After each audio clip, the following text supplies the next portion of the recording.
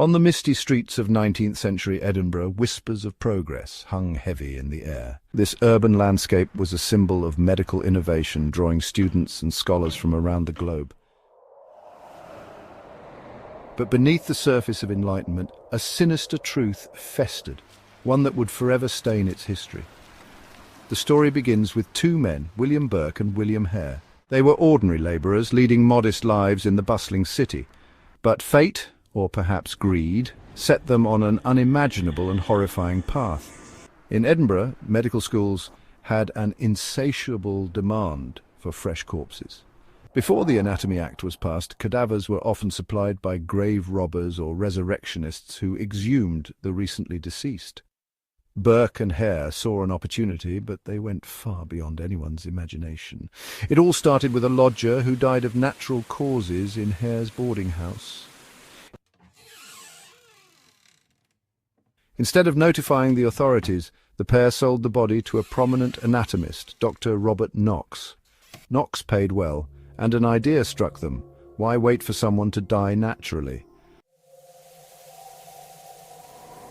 Over the course of a year, Burke and Hare lured unsuspecting victims into their home. Their method was chillingly simple. They drugged their victims, rendering them helpless, and then suffocated them, ensuring the bodies remained pristine for dissection. This gruesome technique earned them the name the Burkers. Their targets were forgotten and vulnerable individuals, travellers, beggars, and prostitutes, people whose absence would go unnoticed. Each corpse was worth enough money to make the risk worthwhile. They grew bold and confident in their ghastly enterprise. But confidence breeds carelessness. Their final victim, Margaret Docherty, proved to be their downfall. Neighbours grew suspicious of the activity around the boarding house. When Docherty's body was discovered, the law intervened. The trial of Burke and Hare became the scandal of the era. Hare turned on his partner, striking a deal for immunity in exchange for testimony. Burke was convicted and sentenced to death. In a twist of poetic justice, his body was publicly dissected, a fitting fate for a man who had supplied so many others for the same purpose. Dr. Knox was never charged, but he was ostracised. Many believed he must have known the source of the cadavers he purchased.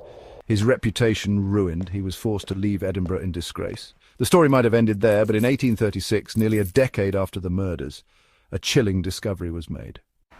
17 tiny coffins, each containing a carved wooden figure, were found hidden in a rocky crag on Arthur's Seat. The purpose of these fairy coffins remains a mystery to this day.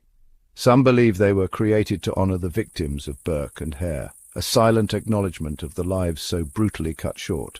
The tale of Burke and Hare is not just one of horror, but also a story of a society grappling with the cost of progress. It forces us to ask how far we are willing to go in the name of advancement, and where moral boundaries must never be crossed. Even today their names echo through the dark streets of Edinburgh, a grim reminder of the price of human greed.